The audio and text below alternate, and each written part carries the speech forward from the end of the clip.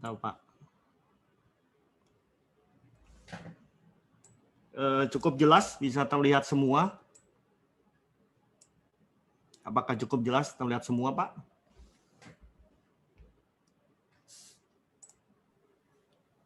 Ya, oke, saya teruskan.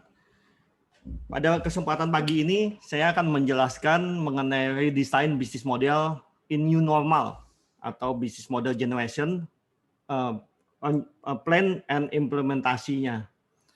Ya, pada kesempatan pagi ini, perkenankan saya untuk memperkenalkan diri. Nama saya Robi Julianto. Keseharian saya pelaku bisnis di bidang IT, terutama security system, dimulai pada tahun 2010 dan juga membantu UMKM sejak tahun 2013 hingga sekarang sebagai pelatih bisnis di UMKM. Nah, mengapa bisnis model generation atau bisnis model Canvas itu penting dan perlu? Karena terdapat perubahan perilaku customer dari waktu ke waktu dan begitu cepat yang seperti yang dikemukakan oleh Pak Ronald tadi. Faktor kedua adalah bahwa sekarang terjadi banyak perubahan di dunia digital yang mengakselerasi bisnis maupun kehidupan secara global. Ketiga adalah pada saat ini kita mengalami pandemi corona, yaitu coronavirus COVID-19 yang dimulai pada Maret 2020 sehingga banyak sektor berubah dan banyak sektor juga mengalami penurunan aktivitas. Faktor yang keempat adalah bisnis. Ya, bisnis mau nggak mau harus beradaptasi, harus mengakselerasi terhadap perubahan ini dan juga persaingan di tingkat persaingan. Mengapa bisnis model generation ini penting untuk menjawab 4 aspek ini sebagai dasar mengapa bisnis model generation diperlukan pada saat ini. Apa yang terjadi kalau bisnis Anda tidak survive atau pada awalnya survive, pada awalnya booming, tapi akhirnya lenyap atau bahkan masih ada, tapi omset penjualannya menurun sekali. Yang seperti kita ketahui bahwa BlackBerry pada awalnya adalah pelopor dari Messenger ya, BlackBerry Messenger, dan itu lambang mata elang itu Eagle Eye adalah aplikasi online CCTV yang cukup terkenal pada masanya dan hingga saat ini tidak begitu banyak lagi dipakai. Kedua adalah Nokia. Nokia adalah pelopor dari mobile phone yang pertama, begitu boomingnya dengan tagline connecting people pada saat itu. Dan hingga saat ini begitu boomingnya smartphone itu tidak kompetitif dia menghadapi merek-merek yang lain terutama dari China. Nah, ini adalah Coca-Cola. Semua teman-teman Bapak Ibu tahu bahwa berdiri sejak 1886. Apa yang terjadi dengan Coca-Cola? Coca-Cola mencoba beradaptasi dengan perilaku dan selera customer-nya.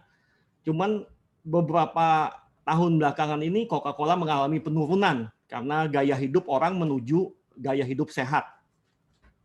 Ya. Mengapa bisnis model itu penting? Pertama adalah Anda akan memiliki pandangan yang sama dengan semua orang yang terlibat di dalam bisnis Anda. Ya.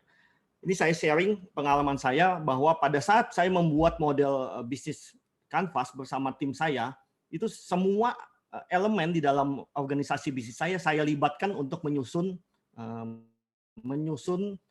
bisnis model ini sehingga mereka berkontribusi pemikiran, berkontribusi tenaga, waktu yang satu arah atau satu visi bersama. Pandangan yang sama terhadap bisnis model yang Anda jalankan menjadi sangat penting di antara shareholder maupun semua karyawan di perusahaan. Ya, ini bisnis model ini menyatukan antara pemegang saham, business owner dengan para karyawan, semakin kompak dan semakin jelas visi dan misi yang akan diwujudkan. Penjabaran dan visualisasi yang simpel akan membuat semua karyawan dapat bekerja secara maksimal di bidang kerjanya masing-masing. Bisnis model ini begitu sederhananya, begitu mudah dipahaminya, dan itu menjadi dasar secara visual untuk membuat program-program dan strategi di perusahaan Anda. Nah, mengapa bisnis model penting? Faktor kedua adalah bisnis model plan and implementation akan sangat membantu memberikan value kepada pelanggan. Ya, jadi bagaimana kita memberikan value secara maksimal kepada pelanggan sesuai dengan keinginan pelanggan. Jadi dalam hal ini adalah customer driven. Jadi bukan corporate driven, ya. Dalam rangka untuk memberikan value yang sesuai dengan pelanggan secara optimal, implementasi bisnis model menjadi penting untuk sebuah organisasi bisnis.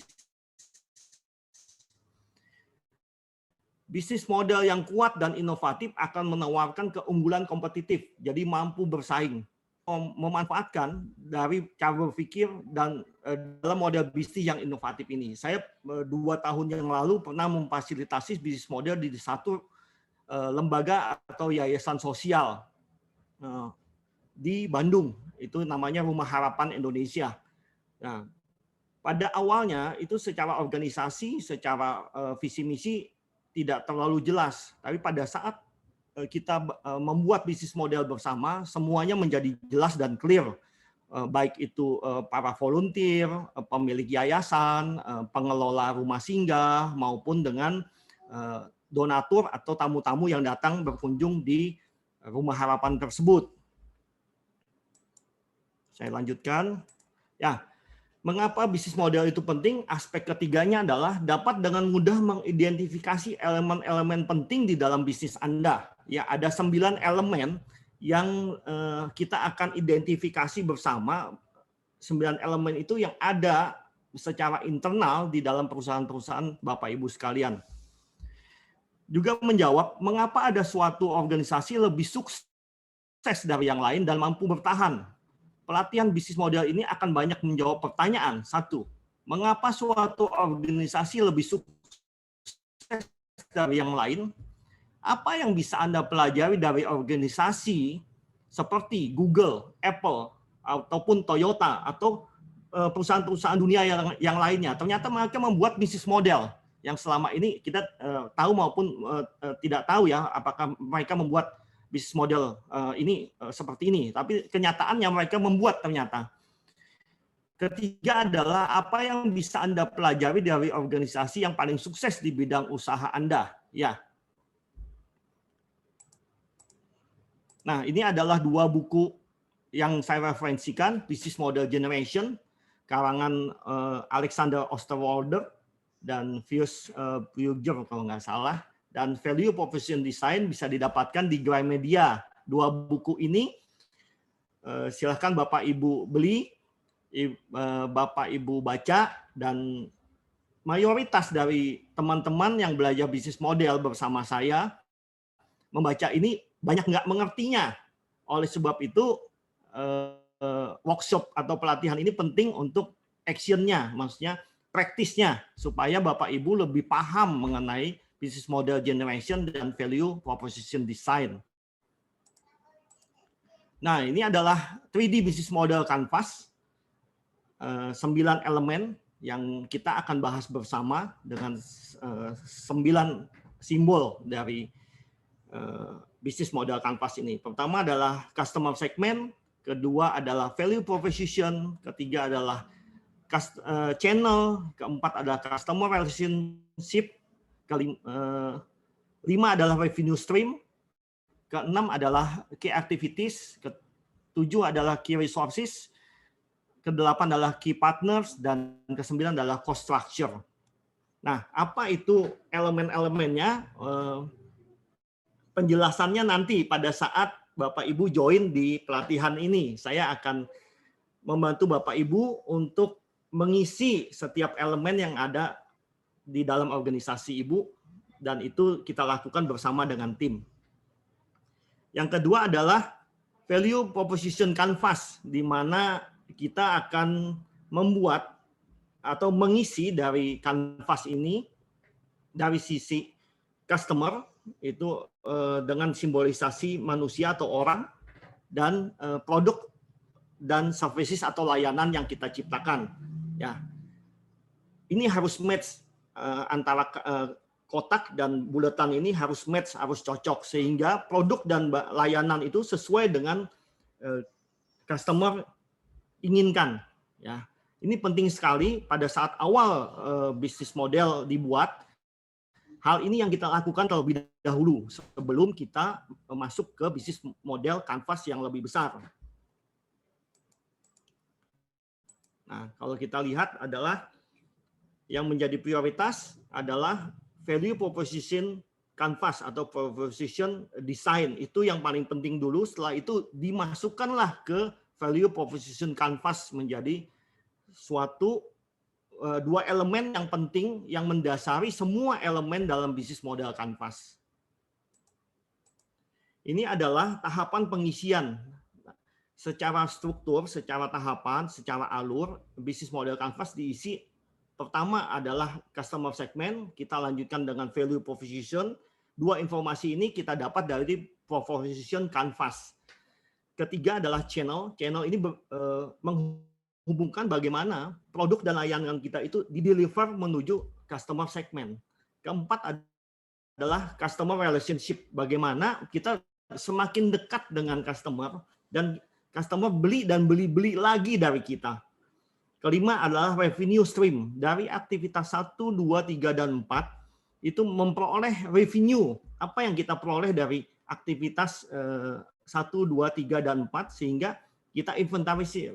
Revenue apa yang kita dapat? Apakah ada revenue yang bisa dikembangkan? Apakah ada revenue sampingan yang bisa kita dapat lagi? Nah, beralih ke sektor sebelah kiri, ke poin ke-6, key activities. Key activities adalah bagaimana kita melihat aktivitas di organisasi kita itu apakah efisien dan efektif tidak. Ya, kita harus inventarisir mana yang aktivitas produktif, mana aktivitas non produktif. Ketujuh, key resources. Nah, kita memetakan kita ini punya modal peralatan, perlengkapan atau resources, terutama manusia ya, tim apa yang kita punya untuk mampu bersaing. Kedelapan adalah key partner. Siapa saja yang kita bisa gandeng supaya perusahaan kita ini semakin hebat, semakin kompetitif, ya. Key partner termasuk supplier, mungkin bisa jadi juga distribusi channel yang perlu kita gandeng dan segala hal yang lainnya. Nah, kesembilan adalah cost structure. Kita menginventarisir biaya-biaya apa aja yang muncul dari aktivitas bisnis kita, sehingga kita akan melakukan efisiensi terhadap organisasi bisnis kita. Tujuan dari bisnis sebetulnya hanya dua, poin 5 dan poin 9. Poin 5, bagaimana kita memaksimalkan revenue stream dan meminimalkan cost structure kita. Maka kita punya margin keuntungan itu akan semakin besar. Ini adalah value proposition canvas secara detail. Nah, ini nanti pada saat Bapak Ibu mengikuti pelatihan, ini wajib di print dan kita akan tempel elemen-elemen ini kita akan penuhin dengan post-it yang kita tulis sesuai dengan data di perusahaan kita. Ini adalah contoh di mana Toyota membuat value proposition canvas bersama timnya, ya. Bagaimana dia mensinkronisasi antara produk dan layanan dia dengan kebutuhan dari customer. Apakah fit atau belum fit nih? Nah, ini banyak akan banyak diskusi dengan tim. Nah, ini adalah agenda dari pelatihan kita. Pertama adalah introduction. Hari ini saya memperkenalkan business overview-nya, business model generation-nya, mengapa itu penting dan aspeknya apa saja, dan the value proposition juga elemen atau aspeknya apa saja. Kedua adalah the value proposition. Kita akan bicara di sesi berikutnya adalah customer jobs, gain and pains. Itu yang kita akan inventarisir terlebih dahulu. Kedua, di sesi yang kedua adalah dari the value proposition adalah gain creator, pain reliever, product and services. Kita mendefinisikan produk dan layanan kita dengan fitur-fiturnya yang berangkat dari gain dan pain. Ya. Ketiga adalah right brand generation. Kita akan mengidentifikasi customer segment kita, channel distribusi kita lewat mana saja supaya produk dan layanan kita tuh nyampe betul di customer segment yang kita tuju. Dan relationship apa yang kita akan bangun, dengan cara apa kita membangunnya supaya customer beli dan beli lagi produk kita. Sesi kedua dari right brand generation, kita akan bicara value proposition dan revenue stream, terutama revenue stream, untuk menginventarisir pendapatan-pendapatan utama dan pendapatan-pendapatan sampingan yang bisa kita dapat. Keempat adalah di bagian keempat kita bicara tentang live brand generation, itu bicara tentang key resources and key activities, key partner, dan cost structure.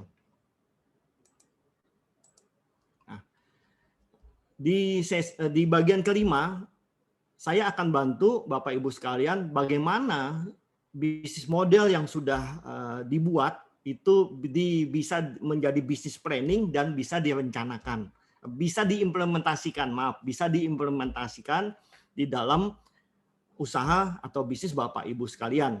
Dan keenam, saya akan ini bagian yang bonus saya berikan, itu bisnis blueprint, bagaimana kita membuat profil bisnis kita secara komprehensif berdasarkan bisnis model kanvas yang telah kita buat. Nah, ini adalah komponen penilaian, nampaknya banyak yang dinilai, ya memang betul. Pertama adalah kuis saya berikan bobot 10%. Kuis, jadi pada saat sesi berlangsung, bisa saja di tengah atau di akhir saya berikan kuis dalam bentuk pertanyaan. Siapa yang bisa menjawab menjadi poin plus pada saat perhitungan nilai akhir. Kedua adalah tugas individu itu 15%, tugas kelompok 20%, ya. Keempat adalah forum diskusi itu 15%. Nanti kita akan ada forum diskusi by website yang didevelop oleh teman-teman Aiskindo Pusat, di mana di situ saya akan memberikan permasalahan dan Bapak Ibu silahkan monggo di komen, ya. Kelima adalah hasil akhir 40%. Hasil akhir yang saya maksudkan adalah Bapak Ibu sekalian memiliki bisnis model dan bisnis model kanvas dan bisnis model dan value proposition kanvas yang sudah terisi, dan itu bisa dipresentasikan, bisa dibuat perencanaan lebih lanjut, bisa diimplementasikan ke seluruh tim yang bekerja di bisnis Bapak Ibu. Catatan adalah batas akhir pengumpulan tugas H-1 sebelum pertemuan ke-7. Jadi tidak setiap minggu harus mengumpulkan, tapi dihimbau supaya mengumpulkannya bisa dicicil sebagian-sebagian sesuai dengan tugas yang saya berikan di tiap sesi. Demikian penjelasan dari saya. Untuk selanjutnya saya serahkan ke host. Terima kasih Bapak Ibu. Oke, terima kasih buat Pak Robi. Ya. Ada yang mau bertanya? Boleh taruh di chat dulu, nanti saya unmute.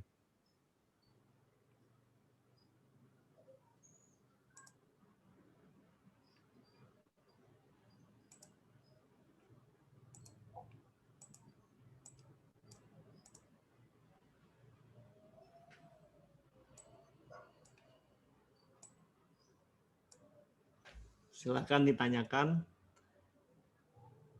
Ya, silakan, ada yang mau tanya, Bapak-bapak, Ibu-ibu, tentang review hari ini.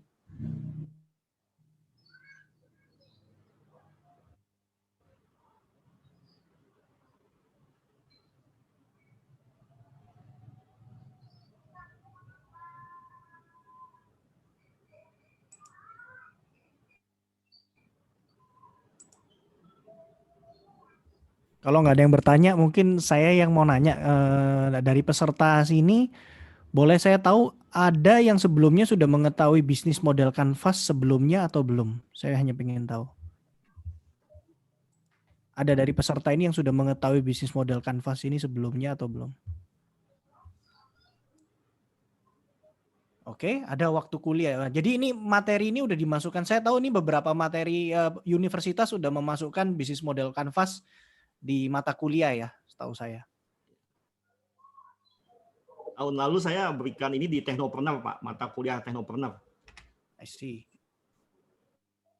Ya, baru satu, yang lain belum paham ya. Jadi menurut saya ini sesuatu yang ya karena saya juga pernah belajar sedikit dan ini sangat berguna dan bagus sekali dan digunakan oleh semua perusahaan-perusahaan yang startup. Ini jujur digunakan oleh semua perusahaan startup termasuk Amazon salah satunya. Mereka menggunakan business model generation ini. Jadi bagaimana ada ceritanya di buku business model generation itu, Amazon itu merubah darinya tadi sebuah e-commerce, tapi sekarang mereka menjadi besar bukan karena e-commerce, melainkan dia punya AWS ya, AWS itu yang sekarang menjadi front runner untuk cloud, bisnis cloud. Jadi bagaimana di situ bisa diceritakan dari suatu perusahaan e-commerce bisa jadi penguasa cloud. Nah itu berdasarkan dari bisnis model ini gitu. Jadi banyak sekali yang kita bisa belajar melalui bisnis model Canvas ini sih, Pak. Mungkin ada yang mau ditambahkan, mau nanya lebih lanjut, silakan. Tadi Pak Ari itu nanya ada berapa sesi nantinya pertemuan nanti.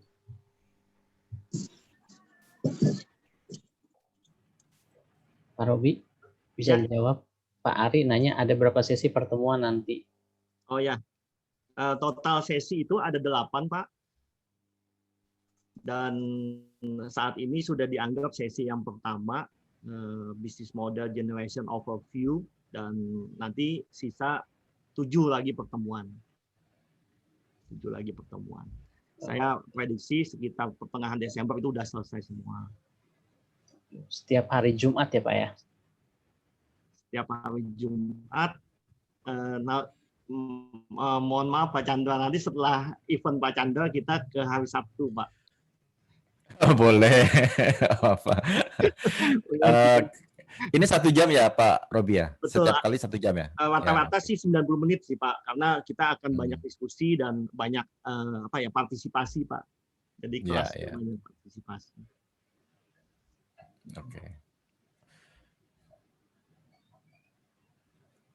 Ya, redesign bisnis model ini saya akan memberikan dalam konteks new normal ya Pak. Jadi bagaimana bisnis kita bisa bertahan di masa new normal ini atau pandemi ini dalam konteks itu. Jadi bisnis model kalau untuk bisnis security baik yang kecil maupun yang besar applicable ya, cocok ya. Tetap Pak. Ini untuk yang baru mulai maupun yang sudah advance. Ini menjadi satu fondasi untuk business planning atau strategic planning Pak. Oke. Dan tadi bisa di share nggak tadi bukunya apa yang 2 tadi ya? Saya lupa itu screenshot.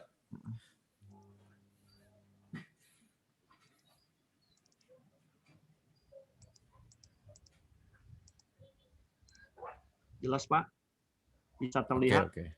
Ya. Thank you. Ini di Gramedia ada Pak keduanya.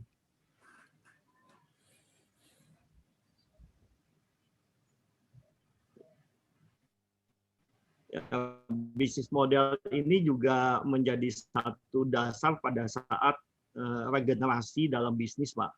Jadi sehingga transformasi bisnis family terutama itu si anak itu mengerti bahwa ternyata ayah saya atau ibu saya dulu membangun bisnis modelnya seperti ini.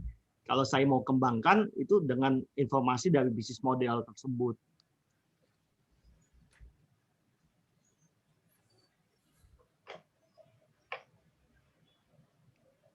Oke, mungkin ada lagi Bapak Ibu yang ingin ditanyakan, silakan.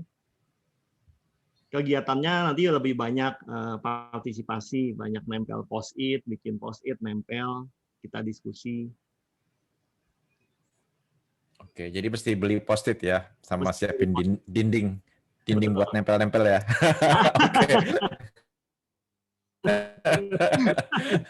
Ya, jadi nanti kita minta Pak bahwa ini ada additional instruction, jadi kita minta beli post-it yang kecil saja. Habis itu mohon nanti ada file yang saya berikan, kanvasnya, ada 2 kanvas, itu dicetak di A0, di kertas A0, dan kita menulisnya pakai spidol warna hitam, biru, dan merah, ganti-ganti aja supaya menarik. Ya. Oke. Nah, Interesting. ya. Jadi ini rame Pak, kalau di offline dulu diskusinya rame, seru. 2 hari saya bawakan. Ya, kalau memang nggak ada pertanyaan ini sedikit nggak apa-apa sih. Saya mau sebagai yang mungkin udah pernah belajar mau sharing sedikit ya Pak ya. Ya, silakan Pak. Mumpung tadi kan saya bicara mengenai Amazon. Jadi ini ada di bukunya. Ya. Saya mau sharing sedikit Pak. Jadi kita bisa tahu Amazon itu pertama waktu mereka berdiri sebelum e-commerce mereka itu jualannya buku. Kalau teman-teman tahu.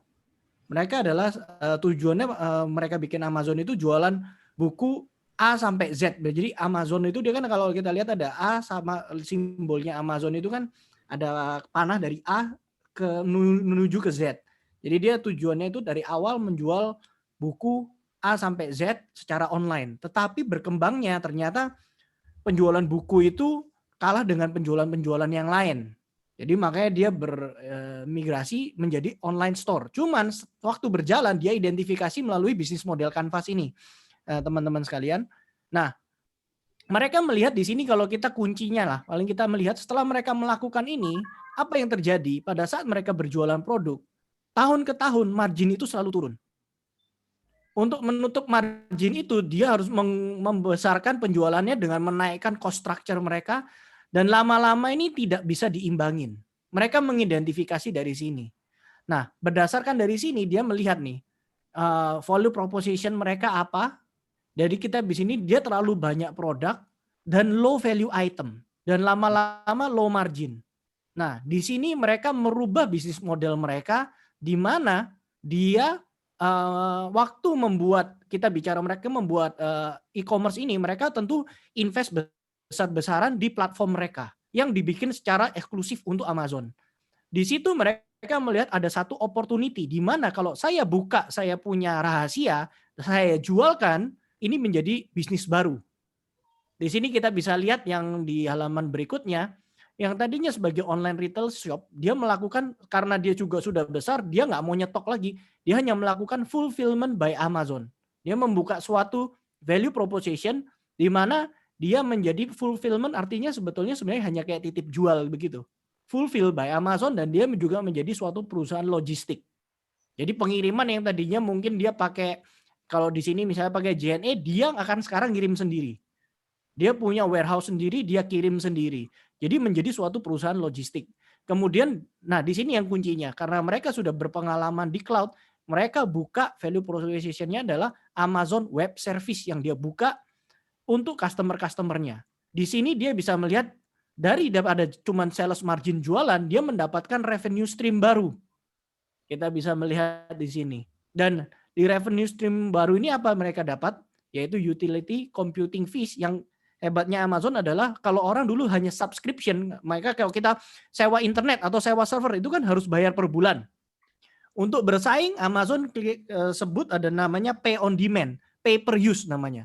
Kalau kita nggak pakai, kita nggak usah bayar. Jadi kita hanya bayar saat kita memakai servis mereka. Jadi buat beberapa perusahaan kadang-kadang, oh iya ya ngapain saya harus subscribe sebulan, kadang-kadang saya belum tentu pakai. Jadi dengan adanya Amazon, dia juga keluarin namanya pay per use. Terus di sini ada fulfillment handling fees. Jadi mereka udah nggak ngarepin dari sales margin lagi karena kita lihat mereka bisa melihat oh masa depan mereka akan suram kalau diteruskan terus karena margin akan semakin tipis sedangkan mereka cost harus bertambah besar terus tiap tahun. Di sini mereka melakukan perubahan dari bisnis model mereka.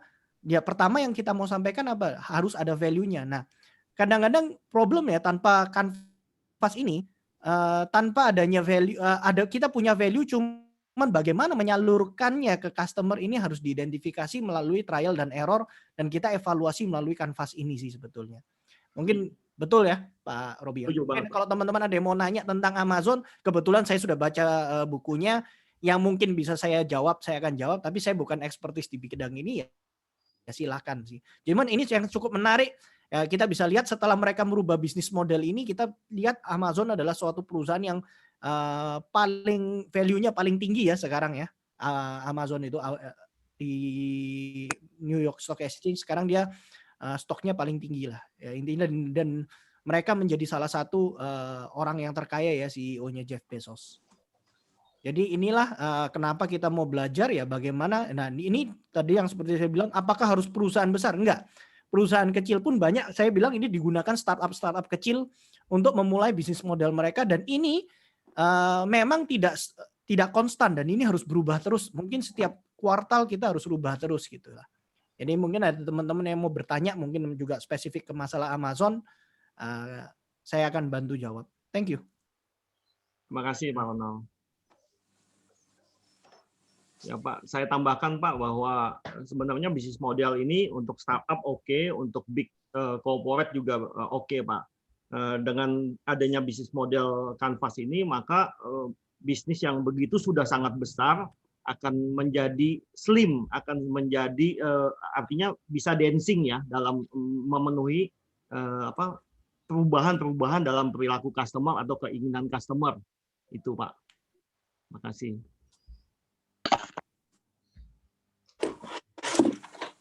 Oke, ada lagi Bapak-bapak, Ibu-ibu yang mau ditanyakan?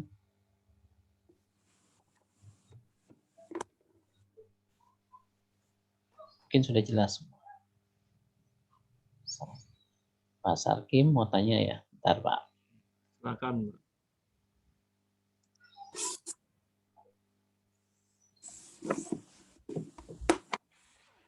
Enggak, ini ada yang tanya juga.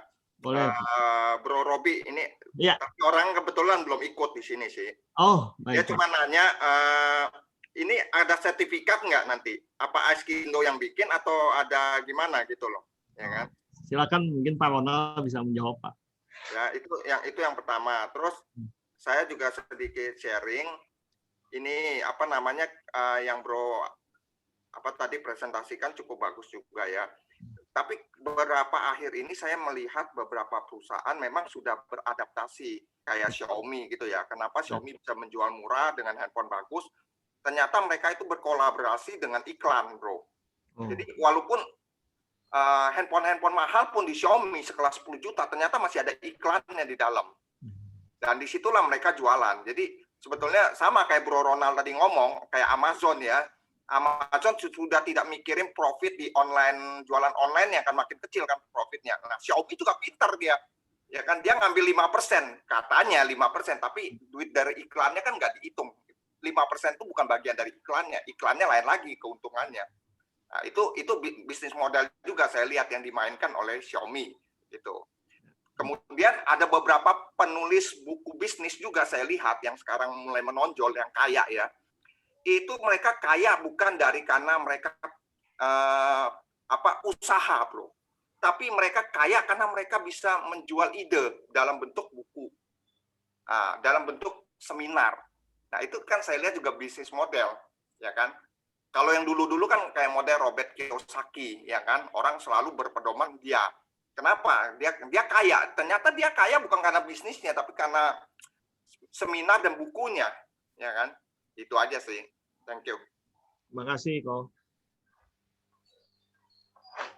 Ya, jadi saya bantu jawab dulu. Tapi ada sebelum saya bantu jawab mengenai sertifikat, tadi bagus sih Pak Sarkim juga ngomong ya, kan ada orang, jadi ini bisnis model, kita tahu, kita terutama teman-teman yang main di security kan kebanyakan jual peralatan ya, atau jasa. Nah, ini yang saya bilang, padahal kita udah tahu kalau di luar negeri ini udah mulai trending yang namanya security as a service gitu loh. Jadi, nah ini yang di sini kita bisa bantu, misalnya teman-teman mulai belajar gimana sih cara kita mau jualan security yang tadinya jualan, kita udah lihat nih margin juga sama. Situasi kita kayak Amazon zaman yang di sebelumnya itu, profit makin turun, apalagi dengan adanya Tokopedia, harga makin terbuka. Kadang harga kita beli sama jual aja murahan Tokopedia. Nah ini kan udah problem. Tapi itu tidak bisa dihindari kalau menurut saya. Ini adalah kemajuan teknologi. Dan kita yang harus beradaptasi sebetulnya.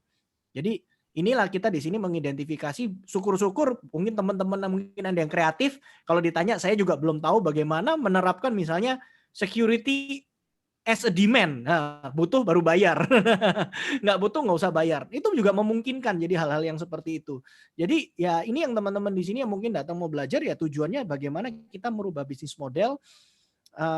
Makanya kita lihat banyak perusahaan startup rugi pun dia tetap jalan, tapi dibilang apakah CEO-nya miskin? Enggak juga, karena mereka ada bisnis model, bukan dari jualannya, tetapi mereka adalah untuk ekspansinya sangat cepat. Dan saya ambil satu contoh seperti tadi, kenapa Gojek menang bisnis model dibanding Bluebird? Pertanyaannya kan salah satu, apakah Gojek perusahaan transportasi? Jawabannya bukan. Gojek bukan perusahaan transportasi, tetapi Gojek adalah perusahaan platform. Dia bermain data. Jadi apa yang aset mereka itu, yang sampai sekarang kita bicara nilai dari Gojek itu lebih mahal dari Garuda Indonesia, adalah mereka bisa punya data. Mereka tahu setiap jam 4 sore itu orang pesan apa. Laki-laki kalau misalnya umur 17 itu sukanya belanja apa, beli apa makanannya. Nah, itu data yang mereka sangat berharga, yang mereka menjadi aset mereka. Jadi mereka punya bisnis model macam-macam. Nah, dari situ makanya kita juga pengen belajar dan kita identifikasi masing-masing.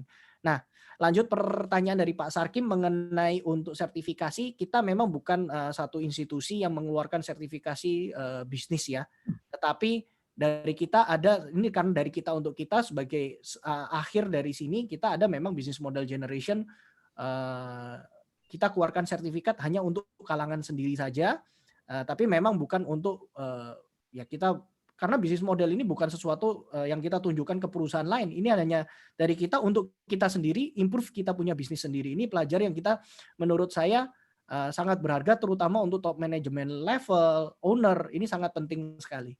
Sekian dari saya. Terima kasih Pak Ronald. Oke, ada lagi atau cukup?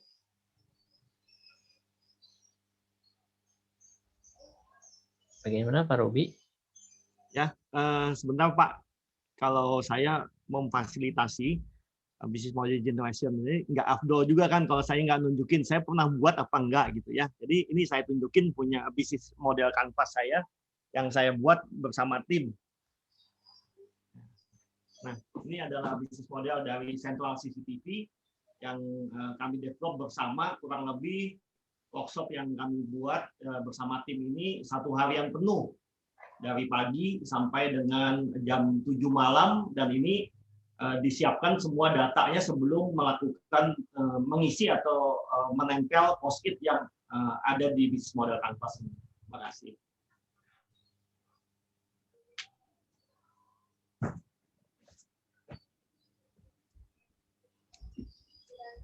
Oke, kalau nggak ada yang bertanya, mungkin teman-teman bisa, supaya nanti nggak ada yang miss, dicantumin nomor WA-nya di type sini nanti sama Pak Erhan, kita add di grup ya.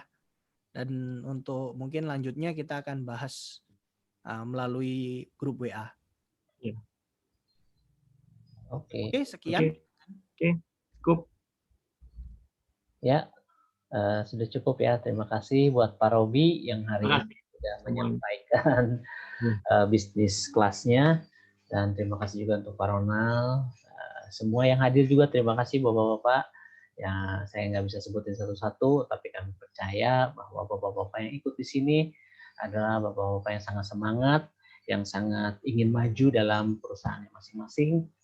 Dan saya percaya juga bahwa ini bukan sesuatu yang sia-sia nantinya, tetapi ini merupakan satu pelajaran yang mungkin berharga di masa-masa yang akan datang. Itu aja sih. Kalau nggak ada lagi, saya akan tutup kelas kita review hari ini. Nanti kita akan bertemu di kelas sesungguhnya, dan kalau ada bertanya apa-apa boleh japri saya. Terima kasih, selamat siang, sampai ketemu lagi. Terima kasih. Thank you, terima kasih. Terima kasih. Thank you Pak Robi, thank you Pak Robi. Terima kasih. Thank you, Pak. Terima kasih.